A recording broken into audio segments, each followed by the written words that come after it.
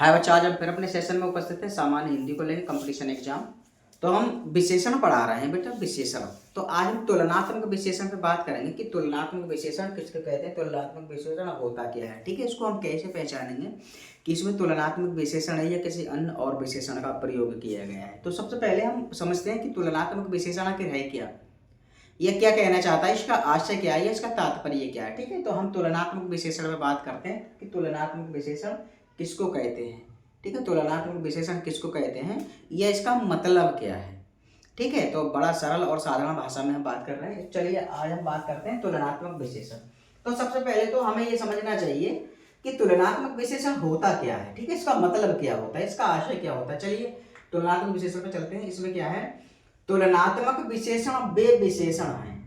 क्या चीज, तुलनात्मक विशेषण वे विशेषण हैं जिनका उपयोग दो संख्याओं या सर्वनामों की आपस में तुलना करने के लिए किया जाता है ताकि एक दूसरे से अधिक या कम विशिष्ट गुण वाला दिखाया जा सके। यह दो वस्तुओं या व्यक्तियों के बीच के अंतर को दर्शाता है। क्लियर हो गया इतनी बात, मैं दोबारा फिर इस बात पे लौट रहा हूं। इसमें क्या है, तुलनात्मक विशेषण है बेटा, पहले हम इसको समझेंगे तुलनात्मक विशेषण होता क्या है।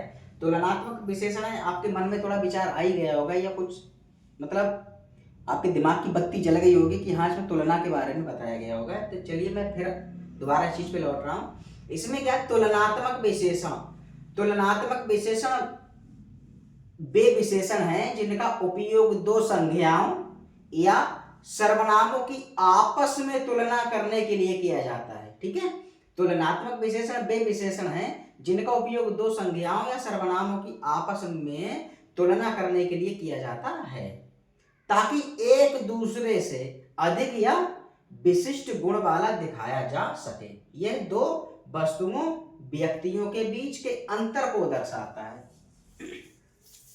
अंतर को दर्शाता है। इतनी बात क्लियर होगी कि तुलनात्मक विशेषण किसको कहते हैं, समझ में आ गया।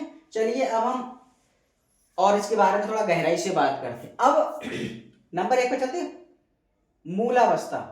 मूलावस्था, ठीक है। अब मूलावस्था क्या है बेटा, इसी में यह तुलनात्मक विशेषण में है। इसमें क्या मूलावस्था, इसमें तुलना नहीं होती। किसमें, मूलावस्था में इसमें तुलना नहीं होती, सामान्य रूप से विशेषता बतलाई जाती है। विशेषता बतलाई जाती है मतलब इसमें तुलना नहीं होती, सामान्य रूप से विशेषता बतलाई जाती है, जैसे अच्छा, बुरा, बहादुर, काया। ठीक है, इसमें विशेषता बतलाई गई है। अब नंबर 2 पे चलते हैं, उत्तरावस्था।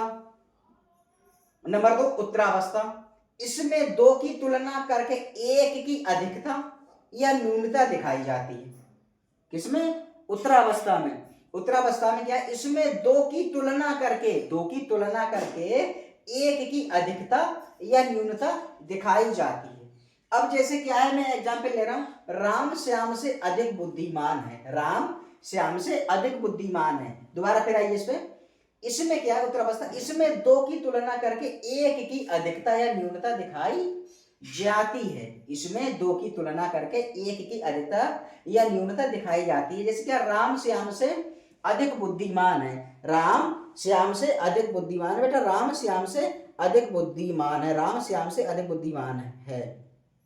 राम श्याम से अधिक बुद्धिमान है। तो इसमें क्या, इस वाक्य में राम की बुद्धिमत्ता श्याम से अधिक दिखाई या बताई गई है, अतः यह तुलनात्मक विशेषण की उत्तरावस्था है। इतनी बात क्लियर होगी। अब नंबर 2 पे चलते हैं, क्या है, उत्तमावस्था।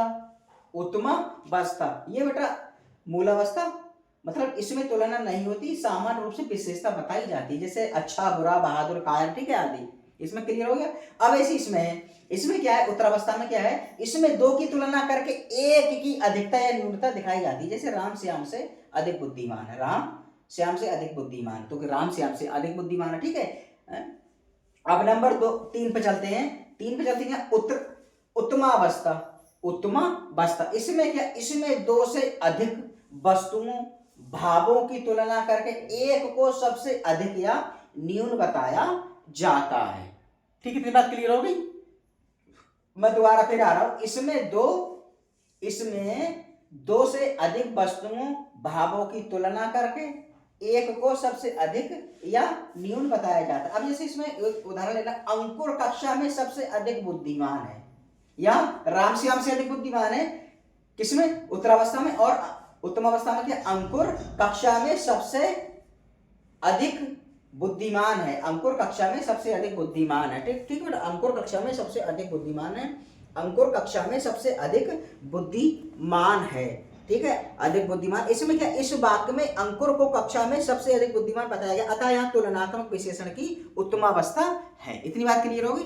तो ये बेटा हमने आपको बताया कि तुलनात्मक विशेषण क्या होता है, तुलनात्मक विशेषण क्या है या किसको कहते हैं। ठीक है, मैं दोबारा फिर इस चीज पे वापस लौट रहा हूं। उसमें क्या, तुलनात्मक विशेषण, तुलनात्मक विशेषण वे विशेषण हैं जिनका उपयोग दो संज्ञाओं या सर्वनामों की आपस में तुलना करने के लिए किया जाता है, ताकि एक दूसरे से अधिक या कम विशिष्ट, ठीक है, विशिष्ट गुण वाला दिखाया जा सके।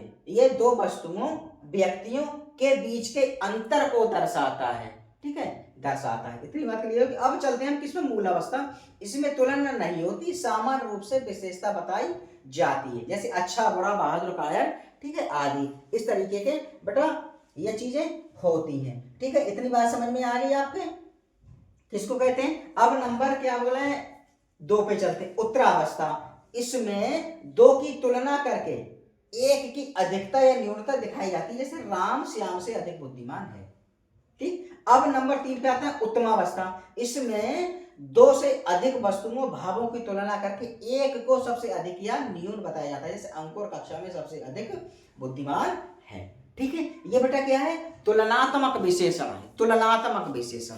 अब आपकी समझ में गहराई से आ गया होगा कि तुलनात्मक विशेषण किसको कहते हैं, यह इसका आशय क्या है, इसको हम कैसे पहचानेंगे, या इसके बारे में हमें कैसे ज्ञात होगा कि यहाँ तुलनात्मक विशेषण का प्रयोग किया गया है। इतनी बात क्लियर होगी। ये बेटा कंपटीशन एग्जाम की मैं बात कर रहा हूं, सामान्य हिंदी।